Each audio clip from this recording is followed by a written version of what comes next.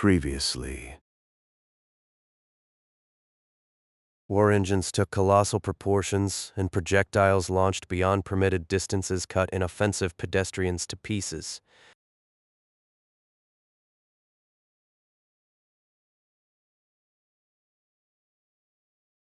On the Thames of October at 8 p.m., a dense crowd pressed into the saloons of the Gun Club, 21 Union Square. All the members of the club residing at Baltimore had gone on the invitation of their president.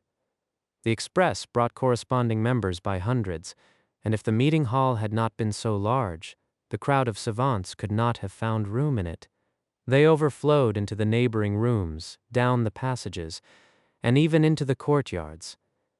There they ran against the populace who were pressing against the doors, each trying to get into the front rank, all eager to learn the important communication of President Barbicane, all pressing, squeezing, crushing with that liberty of action peculiar to the masses brought up in the idea of self-government.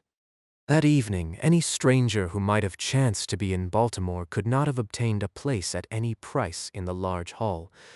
It was exclusively reserved to residing or corresponding members. No one else was admitted. And the city magnates, common councilors, and selectmen were compelled to mingle with their inferiors in order to catch stray news from the interior. The immense hall presented a curious spectacle. It was marvelously adapted to the purpose for which it was built. Lofty pillars formed of cannon, superposed upon huge mortars as a base, supported the fine ironwork of the arches, real cast iron lacework. Talfies of blunderbusses, matchlocks, arquebuses, carbines, all sorts of ancient or modern firearms were picturesquely enlaced against the walls. The gas, in full flame, came out of 1,000 revolvers grouped in the form of lusters, whilst candlesticks of pistols and candelabra, made of guns done up in sheaves, completed this display of light. Models of cannons, specimens of bronze, targets spotted with shot marks, plaques broken by the shock of the gun club, balls, assortments of rammers and sponges, chaplets of shells, necklaces of projectiles, garlands of howitzers. In a word, all the tools of the artillerymen surprised the eyes by their wonderful arrangement, and induced a belief that their real purpose was more ornamental than deadly. In the place of honor was seen, covered by a splendid glass case, a piece of breech, broken and twisted under the effort of the powder, a precious fragment of J.T. Maston's cannon. At the extremity of the hall, the president, assisted by 4 secretaries, occupied a wide platform. His chair, placed on a carved gun carriage, was modeled upon the powerful proportions of a 32-inch mortar. It was pointed at an angle of 90 degrees and hung upon trunnions so that the president could use it as a rocking chair, very agreeable in great heat. Upon the desk, a huge iron plate, supported upon 6 carronades, stood a very tasteful inkstand, made of a beautifully chased Spanish piece, and a report bell which, when required, went off like a revolver. During the vehement discussions, this new sort of bell scarcely sufficed to cover the voices of this legion of excited artillerymen. In front of the desk, benches, arranged in zigzags, like the circumvallations of entrenchment, formed a succession of bastions and curtains where the members of the gun club took their seats. And that evening, it may be said, there were plenty on the ramparts. The president was sufficiently known for all to be assured that he would not have called together his colleagues without a very great motive. Impey Barbicane was a man of 40, calm, cold, austere, of a singularly serious and concentrated mind, as exact as a chronometer, of an imperturbable temperament and immovable character, not very chivalrous, yet adventurous, and always bringing practical ideas to bear on the wildest enterprises, an essential New Englander, a northern colonist, the descendant of those Roundheads, so fatal to the Stuarts, and the implacable enemy of the Southern gentlemen, the ancient cavaliers of the mother country. In a word, a Yankee caste, in a single mold. Barbicane had made a great fortune as a timber merchant. Named director of artillery during the war, he showed himself fertile in inventions. Enterprising in his ideas, he contributed powerfully to the progress of ballistics, gave an immense impetus to experimental researches. He was a person of average height, having, by a rare exception in the gun club, all his limbs intact.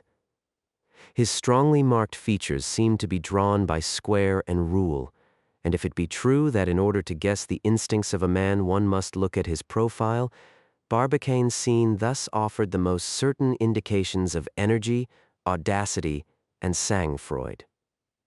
At that moment, he remained motionless in his chair, mute, absorbed, with an inward look sheltered under his tall hat, a cylinder of black silk, which seems screwed down upon the skull of American men. His colleagues talked noisily around him without disturbing him. They questioned one another, launched into the field of suppositions, examined their president and tried, but in vain, to make out the X of his imperturbable physiognomy. Just as 8 o'clock struck from the fulminating clock of the large hall, Barbicane, as if moved by a spring, jumped up. A general silence ensued, and the orator, in a slightly emphatic tone, spoke as follows. "Brave colleagues, it is some time since an unfruitful peace plunged the members of the gun club into deplorable inactivity. After a period of some years, so full of incidents, we have been obliged to abandon our works and stop short on the road of progress. I do not fear to proclaim aloud that any war which would put arms in our hands again would be welcome." Yes, war, cried impetuous J.T. Maston. Hear, hear, was heard on every side. But war, said Barbicane, war is impossible under actual circumstances, and whatever my honorable interrupter may hope, long years will elapse before our cannons thunder on a field of battle. We must therefore make up our minds to it, and seek in another order of ideas food for the activity by which we are devoured.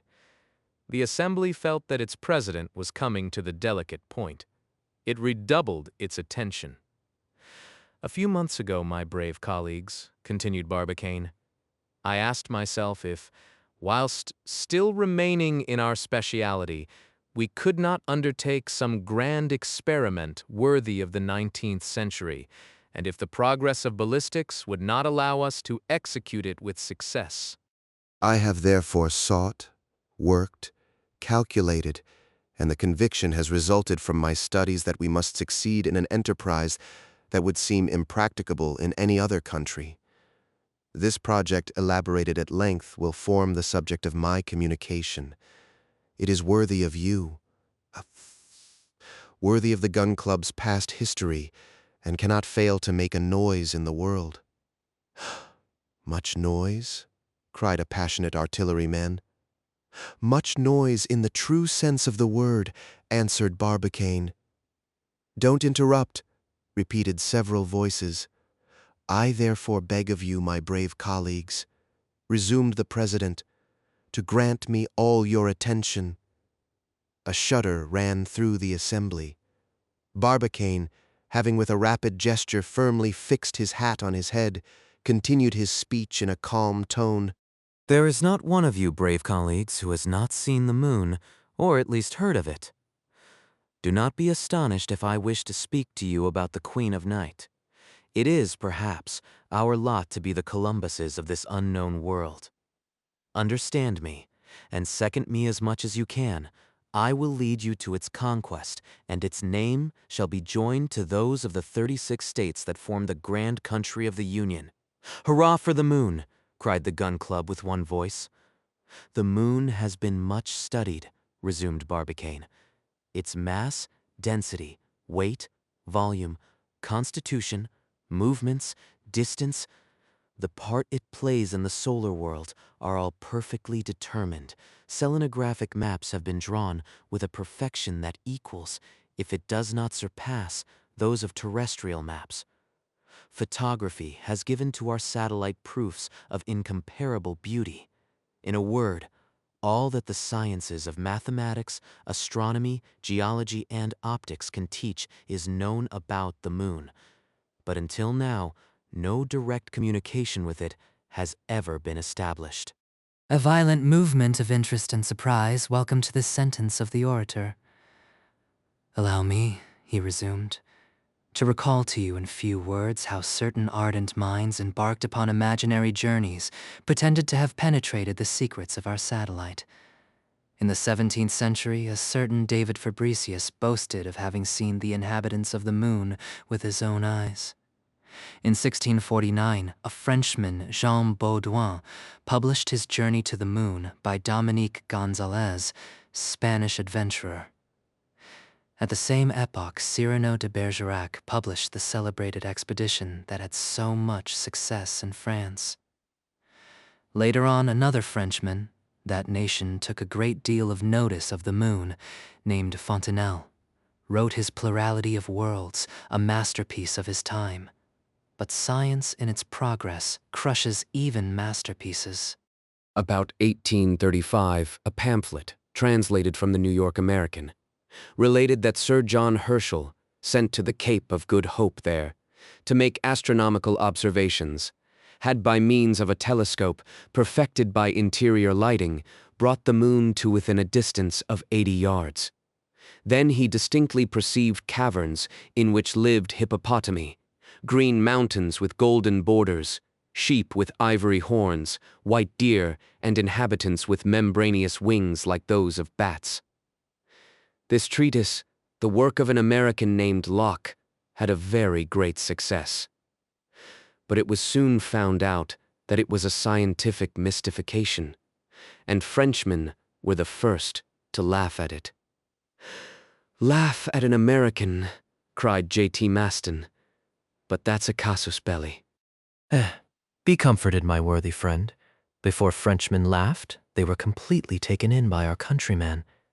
To terminate this rapid history, I may add that a certain Hans Paul of Rotterdam went up in a balloon filled with a gas made from azote, 37 times lighter than hydrogen, and reached the moon after a journey of 19 days.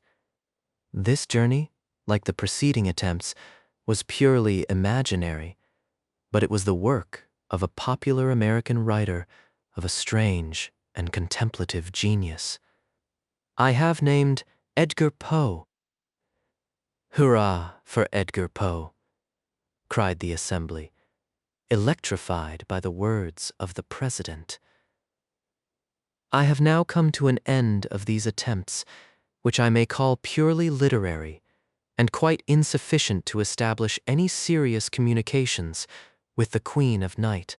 However, I ought to add that some practical minds tried to put themselves into serious communication with her. Some years ago, a German mathematician proposed to send a commission of savants to the steppes of Siberia. There, on the vast plains, immense geometrical figures were to be traced by means of luminous reflectors. Amongst others, the square of the hypotenuse, vulgarly called the Ass's Bridge. Any intelligent being, said the mathematician, ought to understand the scientific destination of that figure. The Selenites, inhabitants of the moon, if they exist, will answer by a similar figure. And, communication once established, it will be easy to create an alphabet that will allow us to hold converse with the inhabitants of the moon. Thus spoke the German mathematician, but his project was not put into execution, and until now, no direct communication has existed between the Earth and her satellite. But it was reserved to the practical genius of Americans to put itself into communication with the sidereal world. The means of doing so are certain, unfailing, and will make the subject of my proposition. A hubbub and tempest of exclamations welcomed these words. There was not one of the audience who was not dominated and carried away by the words of the orator. "Hear, hear, silence," was heard on all sides. When the agitation was calmed down, Barbicane resumed in a graver tone his interrupted speech. "You know," said he, "what progress the science of ballistics has made during the last few years, and to what degree of perfection firearms would have been brought if the war had gone on." You're not ignorant in general that the power of resistance of cannons and the expansive force of powder are unlimited. Well, starting from that principle, I asked myself if, by means of sufficient apparatus, established under determined conditions of resistance, it would not be possible to send a cannonball to the moon. At these words, an "oh" of stupefaction escaped from 1,000 panting breasts. Then occurred a moment of silence, like the profound calm that precedes thunder. In fact, the thunder came, but a thunder of applause, cries, and clamor, which made the meeting hall shake again. The president tried to speak. He could not. It was only at the end of 10 minutes that he succeeded in making himself heard. "Let me finish," he resumed coldly. "I have looked at the question in all its aspects, and from my indisputable calculations, it results that any projectile hurled at an initial speed of 12,000 yards a second and directed at the moon must necessarily reach her. I have, therefore, the honor of proposing to you, my worthy colleagues, the attempting of this little experiment." End of chapter. To be continued. Please like, comment, and subscribe if you don't want to miss the next chapter.